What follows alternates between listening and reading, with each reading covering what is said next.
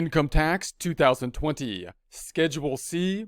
Are you self-employed? Come in, relax with Income Tax 2020. Schedule C. Are you self-employed? When thinking about sole proprietorship business income or Schedule C income, we're talking basically about the top line of our income tax formula. However, it's a little bit more complex because remember that a Schedule C will have both income and expenses on it. The expenses, in essence, being deductions. They're not going to be deductions that we would consider like above the line or below the line deductions here. They're going to be business deductions, which will be reported then on the Schedule C. That means that we're going to have kind of deductions there that will get us down to that net income on the Schedule C that will then flow into the top line of our income tax equation, which will basically be our 1040. So although this is kind of like gross income for our income tax equation, in other words, it's really picking up the net income after the expenses or deductions that have already been taken from the Schedule C related to the business income. Then we're going to apply out our above the line and below the line deductions to it. So when thinking about the Schedule C business, remember the effect on the Schedule C will include, we'll have on the face of the 1040, this is the 1040 here, we'll have income here that will be coming from the Schedules 1 and 2, Schedule 1 or Schedule 2 here, and it'll be coming from the Schedule C that we will see shortly. We have the above the line deduction typically for the self-employment tax, half of the self-employment tax, which would be like the Medicare and Social Security. We could have an impact of the qualified business income deduction down below. These are things that could differ then and make the tax return more complex than a W-2 type of income, if we were reporting income, in other words, for a W-2 business. This is the Schedule C, so we're taking a look at a basic Schedule C here. We have Part 1 where we got the income lines. We then have Part 2, the expenses line, where we have the $25,000. That gives us the net income that we saw that pulled forward then eventually to the first page of the 1040. So when we're thinking about the Schedule C, the question often comes up then, is someone a Schedule C business? Are they a self-employed business? And sometimes you have questions about whether they're self-employed or whether they're going to be working for someone else. Are they a W-2 earner? Now, note that at the point in time you do the tax preparation, this question has probably already been answered, and you're going to have to deal with it at that point in time, because either they got a W-2 from their employer or they did not. They got a 1099 possibly from the people that they worked with, and therefore you're just going to fill out, in accordance with the documentation typically. If they got a W-2, it's W-2, they're an employee. If they got 1099s or not a W-2 and they had income, then most likely you have business income that would then be reported, say, on the Schedule C if it was a sole proprietor type of business.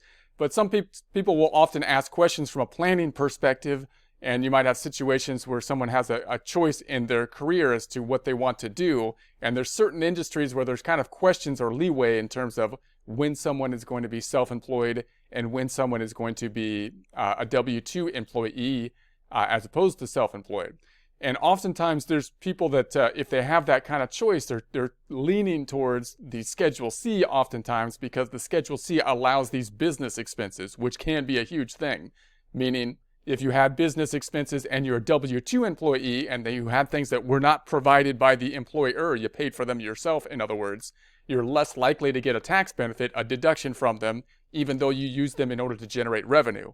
If you're a Schedule C business, anything that you basically consumed, or the general rule would be anything that you used in order to help generate the revenue, should be a business deduction on the Schedule C. That could be a huge benefit for someone who is a Schedule C business as opposed to a W-2 employee. So that could lead people to want to move to that side. But just also realize that the Schedule C business also has both the self-employment tax that will include the Medicare and the Social Security, not just for the employee, which would be similar to a W-2, but for the employer. So that self-employment tax could be a detriment, could be a problem. Also, sometimes the employers have other benefits like a 401k and health plans that go through the employer, and you can kind of mirror those on a Schedule C by setting up like a SEP or a type of IRA for a business and getting some of your health insurance possibly deductible, but you might not be able to get the group plan and this and that. So there's going to be pros and cons either way. Also, if you're on the employer side of things, people might ask you whether or not, if they want to hire someone, should they hire a contractor or a W-2 employee? and you have the similar kind of questions. And from the IRS's standpoint, they're trying to draw a line as directly as they can to decide whether or not someone is an employee or a contractor. And typically these rules will fall into basically, are you independent in the work you are doing, or are you basically very dependent in terms of how the job is being done? In other words, are you just giving a job and you can do it when you want to do it? You have your own, time frame to do it. You're using your tools to do it, as opposed to showing up someplace and being told exactly each step along the way in a very rigid kind of system. You're here in a 9 to 5 and we're telling you what to do that whole time. And that sounds like an employee. But obviously there's kind of gray area between those two, especially as people work from home now. So the question as to whether someone is an employee or whether they're going to be a contractor can be somewhat more vague. And the question as to which one you would rather want to be is somewhat more vague. And you might get questions, again, from people that have the option of doing one or the other as an employee or a contractor, or thinking about moving to a career that does one or the other, or they're thinking about hiring someone, either as an employee or a contractor. Okay, so a lot of this information is going to be coming from the tax guide for small businesses. Now, although the 2020 Schedule C is out, the instructions aren't out, or the tax guide is not out for 2020 yet. So a lot of this is from 2019, and we're going to modify it as we can for 2020. It should still be applicable, but just note that much of this is coming from 2019. And if you have a question about anything that's kind of like in a gray area, then of course you want to take a look at the latest thing that's going to be out there. And we may provide a link to that, but you can find it on the IRS website at irs.gov, irs.gov. Okay, so are you self-employed? You are a self-employed person if you carry on a trade or business as a sole proprietorship or an independent contractor. So you can be a sole proprietorship or an independent contractor. Then typically when you hear those words from a tax perspective, you're thinking Schedule C type of business. You're thinking that they get the deductions that are necessary for them to generate their revenue. Anything that helped them to generate revenue in general should be something that would usually be a deductible item. And you're thinking that you're going to have to deal with self-employment tax, Social Security, and Medicare. So trade or business. A trade or business generally is an activity carried on to make a profit. Okay, so that's what we're going to define a trade or business for. In terms of taxes, you're doing the trade or business to make a profit. Many people resist this because they say, I like my trade or business. I'm doing it to help the community and this and that. And that's fine. But obviously the business in terms of the IRS is to make a profit, which of course is going to be an ultimate goal in order to keep the business going, even if it's not what you think of as like your mission statement or main goal. That also differentiates it from a trade or business to a hobby. The IRS is very skeptical of hobbies because hobbies could result in basically losses for the hobby. And if you have a loss, the IRS is always skeptical of a loss because you may be able to take that loss against income. So if you have a hobby and you're losing money on it, then the IRS is skeptical that it's a hobby, and they will then restrict the amount of deductions that you can have for a hobby. If it's a business, then you have more ability typically for the deductions that to have. So the facts and circumstances of each case determine whether or not an activity is a trade or business. You do not need to actively make a profit to be in trade or business as long as you have a profit motive. And this is a key point as well, because you could have a loss in the trade or business and still have a profit motive. And your profit motive may well be more than 1 year. You might say, yeah, I know I'm going to take a loss in 1 to 3 years maybe, but I think in the long term it's going to create a profit because I'm investing in the first few years, and I think it's going to pan out in the long run. That happens often, and the fact that you have a loss, even though your goal is to make a profit, does not mean that you're not a business. It just means that you're looking for a long-term perspective, or possibly the business didn't work and you have a loss for it. So if you have a loss and it's a legitimate loss, then you may be able to take that loss against other income. But remember, the IRS is skeptical of that. And if you have losses year over year over year over year, like more than 3 years in a row, for example, then the IRS is going to be more skeptical, and they're going to be skeptical that possibly your business is not a business, but rather a hobby, and therefore losses should not be something to be taken, can't be deductible possibly. So you need to make ongoing efforts to further the interest of your business. So the IRS, you can see what the IRS is going to have to kind of prove if they come in and they say, are you a business or is this a hobby? They're going to try to say, hey, are you taking steps to basically, increase the profitability of your business, even if you're not profitable? And that's what you have to defend in the event of an audit. So sole proprietor, a sole proprietor is someone who owns an unincorporated business by himself or herself. So we have the sole proprietor type of business, most common type of business. You own the business basically by yourself. You may have employees and be a sole proprietorship, but in essence, it's the easiest thing to set up in terms of business things. You're not setting up a separate business entity, not even a partnership, but not a corporation or S corporation or anything like that. Then your default position will be a sole proprietorship and therefore reporting on a Schedule C. You also are a sole proprietor for income tax purposes if you are an individual and the sole member of a domestic limited liability LLC. So an LLC is a type of entity that typically is there for a partnership, but it's a pass-through entity, an attempt to have both the coverage of a corporation, which has more liability protection, as well as the pass-through and therefore no double taxation, resulting in like a sole proprietorship. But usually you would think you would need like two people involved, but you might have a single member LLC. That could depend on the state and whatnot. We won't get into that in a lot of detail here, but we might have a course just on limited liability companies and partnerships and whatnot. So unless you elect to have the LLC treated as a corporation.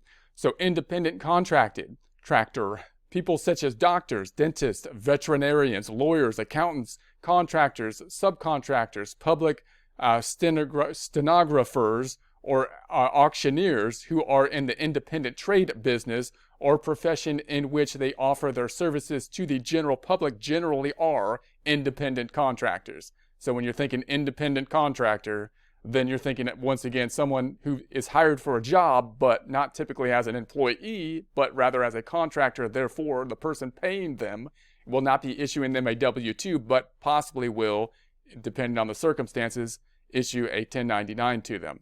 So, however, whether they are an independent contractor or employees depends on the facts in each case.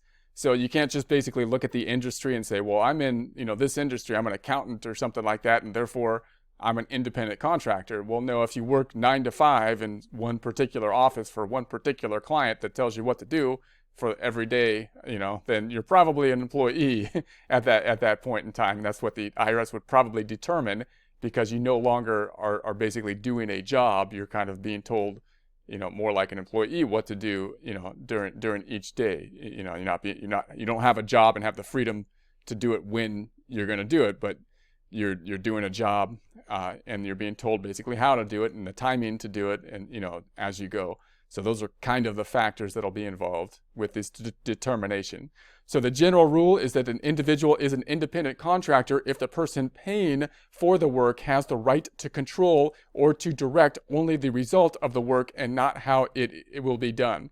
So if you're hiring hiring a painter or something like that, and you say, hey, look, I need this house painted, I want it to be this color and blah, blah, and whatnot. And then that's it. You let them basically, set the time, and they drive over in their own truck, and they got their own tools, and they paint the house. Then clearly they're an independent contractor. But if you were to, on the other hand, to say, I want you to paint this, that, I've got 10 houses I want you to paint, and I'm going to, supervise you the whole time and tell you, exactly how to hold the brush and, which brush to use. I provide you with the tools. Hey, I'll give you a work truck and this and that, and provide you with a cell phone. Well, it's more likely then, as those things pile up, that they're going to be more of an employee if the IRS was to be looking at it at that point. Now, okay, and obviously there's tax consequences in terms of reporting requirements from an employer standpoint. It's a little bit more difficult to report as an employee because you got to deal with W-2 income and that kind of stuff. So there's incentives on both sides, sometimes to be an employee, sometimes to be a contractor, but you want to make sure that you have the relationship that ties out to what they should be, because from the IRS perspective, they see it, they're trying to make it a line saying this is when you're a contractor, this is when you're a W-2 employee, and you want to make sure that your conduct is in alignment with how you are treating or how you are being treated in terms of an employee or a contractor. So the earnings of a person who is working as an independent contractor are subject to self-employment tax. So exception, community income. If you or your spouse wholly owned an unincorporated business as a community property under the community property laws of a state, foreign country, or U.S. possession, you can treat the business either as a sole proprietorship or partnership. And this is kind of that tricky situation where, okay, now you have two individuals that were different, two different tax returns. They got married. So basically, the IRS sees them kind of as one person with regards, or one entity with regards to taxation. So then there's a question, well, what if you have a business where you have two people that are basically in the business, but they're married, so they're kind of like one entity for taxes. So, well, then it's kind of like a partnership in one sense. So you would think that you'd have to file separate returns and have K-1s and flow through and whatnot. But because they're married in one taxable entity, at the same time, you might think, well, they should just be able to file one Schedule C on their Form 1040, given the fact that for tax purposes, they're basically one entity, even though they're a partnership, in the business. So that's where you get this kind of situation. So then your question is, when that happens, if you got two people that are married that are both working on a business, the question is, well, do I need to treat them as a partnership and have a partnership return and then do the K-1s, or can I treat them as a sole proprietorship and put them on one return? And one of the kind of issues with that, you might think, well, what's the difference? You could just have one individual as the business owner and whatnot. It's still, the taxes will still be there, but you'd like to be able to break the income out between the two of them, because note that they're paying Social Security and Medicare. They're paying into Social Security, and you want to make sure that both spouses, have the benefits that they should be allocated to them for their work to the Social Security. So you want to be able to, so when they're paying into Social Security, you want to be able to do the proper allocation to them so that they have the proper benefits at retirement time. So that's one of the concerns, beyond just the fact of logistically, how should it work? Should it have a partnership return or one Schedule C? Okay. So states with community property laws include Arizona, California, Idaho, Louisiana, Nevada, New Mexico, Texas, Washington, and Wisconsin. So notice you kind of got to go to the state because they could have different laws with regards to the property for married individuals, community property laws. So these are the states that have the community property. A change in your reporting position will be treated as conversion of the entity. See Publication 555 for more information about community property laws. So then we have the exemption qualified joint venture. If you and your spouse each materially participate as the only members of a jointly owned and operated business, and you file a joint return for the tax year, you can make a joint election to be treated as a qualified joint venture instead of a partnership for a tax year. Making this election will allow you to avoid the complexity of Form 1065, but still give each spouse credit for Social Security earnings on which the retirement benefits are based. And so that's kind of nice, because obviously filing Form 1065 as a partnership and then issuing the K-1s will cost more and be more complex than if you had a Schedule C that you can basically allocate to the two spouses. For an explanation of, quote, marital participation, end quote, see the instructions for Schedule C, line G.